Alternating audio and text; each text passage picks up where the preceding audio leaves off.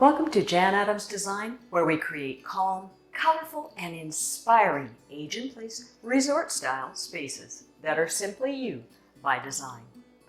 In this episode, we are going to be talking about kitchen and using Design Dominoes, the interior process game, to discuss the very first step in making a proper and livable kitchen. The first step is art and style. How do you determine what the art and style is of your kitchen? Well, I'm sure there are people that have said to you that, oh, I love a modern kitchen, very contemporary look. I like a country kitchen. I like a traditional kitchen. I like a mid-century modern kitchen. And depending on who you're talking to and who's receiving that information, there's a whole lot of images that are going on that are not necessarily conducive to the style that's in your head when you're seeing it. So rather than get all mixed up with all those designer terms, I prefer to use shapes to describe a style. So the first shape that I talk to you about is called the straight A style. The straight A style is picture an HB pencil, something that's very simple, very clean, that is utilitarian, that is works beautifully just in its simplicity. There's minimalist lines, not a lot of accessories, very, very planned. That's the straight A style. Then there's the substantial T style. The substantial T style, as you can see by the capital T, has got a broader, bigger form, and it's more casual in appearance. It has got a symmetry more and comfort rather than function as its main thing. Then there's the symmetrical H, capital H. And if you look at a capital H, there are two sides to it with a center in the middle, but they're very balanced. And that's what symmetrical style is. Everything has got a balance. If there's something in the center, there will be something equal in weight and style on either side. Then I call the next one the spherical 8 style. Now, as you can see with an 8, it's a little bit more free form. So it's got a little bit more of an artistic bent to it. Those are the four main styles. Of course, if you take your main style that you like and mix other components in and the personalities of yourself and your family, you're going to get your own synchronistic style, which is what you should actually be going for. But now that I've explained to you the styles, I'm going to talk to you about the styles in kitchens. The style in kitchen cabinets, as an example. We are standing in a very symmetrical kitchen. So what makes this kitchen symmetrical? If you look back at this area in here, where I have got the range and I've got a hood fan and an over-the-range microwave, you'll notice that on both sides I have equal doors and then a unit above, and then you'll notice that I've got crown that goes all the way around the room. That is more of a symmetrical, classic design and style. So if you like that look, then this is the style of home. Now, of course, you can have not just a painted wood, and the other thing that makes this more of that classic symmetrical H is we've put in raised panels. Now, the raised panel gives the home a little bit more of a architectural feel. It's not for everybody, because of course there's more little gizmos to clean, but I personally really like it, so that's why I have it. And it might not be your style, but guess what? I've done straight A, substantial T, I've done every style. I never, ever, ever design around me. It's all about you. Simply you by design. So again, let's go into, I'm going to give you 3 tips on cabinet style. There are basically 2 cabinet styles. The two cabinet styles are the European frame. Now we're talking the actual box. People don't understand about kitchen cabinets. They're really about the box, the doors, and the hardware.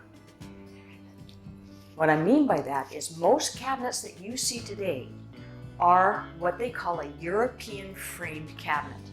And if you look inside and open your door and you do not see a frame all the way around it, then you've got a European style cabinet, which are your typical cabinets that you're going to see in all the hardware or the Home Depots and Lowe's and all the different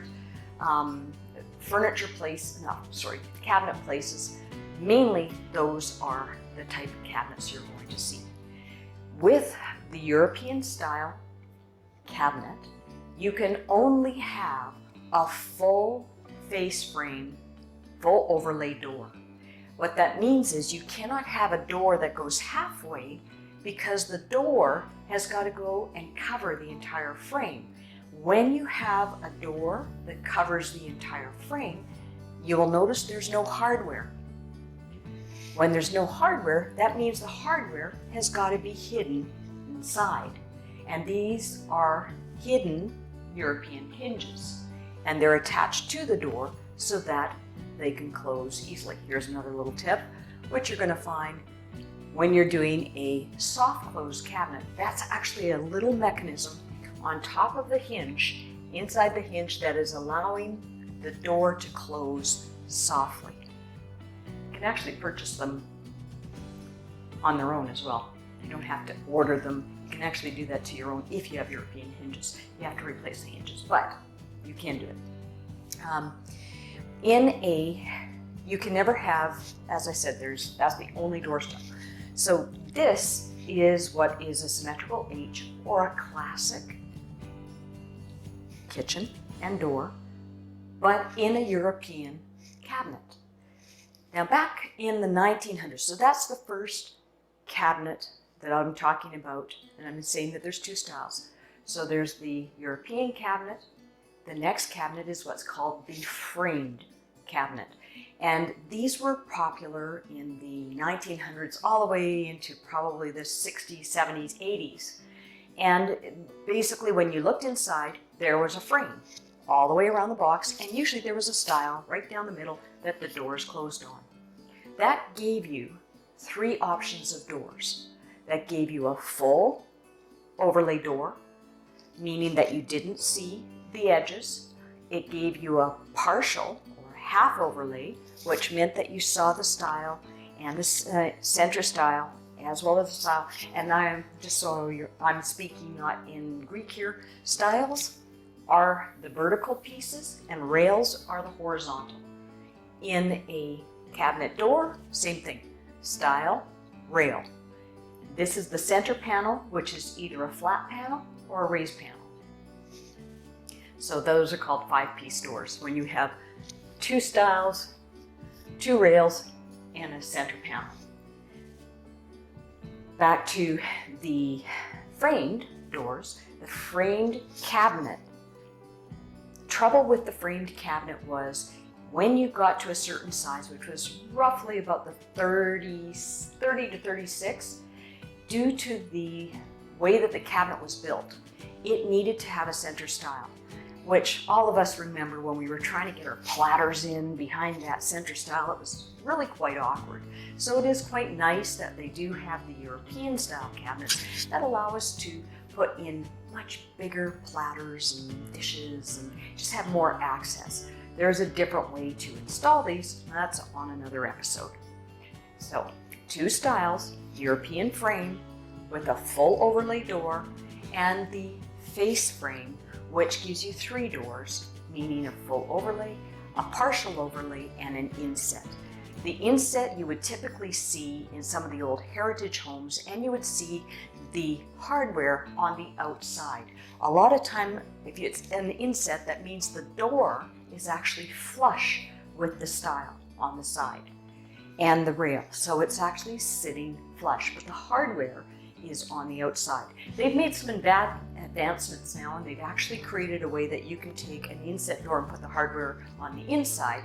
But just for reference, If you see some of those cabinets that have got the hinges on the outside and everything's flush, that's called an inset door. Beautiful look, wonderful, but again, it takes in more space in your cabinet, get less door, and 15 to 30% more. But if you're trying to stay with the heritage home that you've got and keep that look, it's the best door that you can go with. The next one is the partial overlay.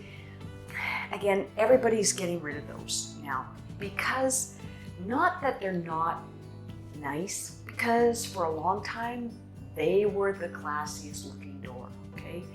The trouble is that with our modern lives now, we want things that are easy access and we need the most storage space we can get. So the full face frame, the European cabinets seem to be the best suited for that. And you can have a million door styles to go with it. So hopefully that's given you a little clue on what the style of door is, how to choose it, and I will give you some examples of each one of those in my description below. Thanks, and we'll see you in the next episode.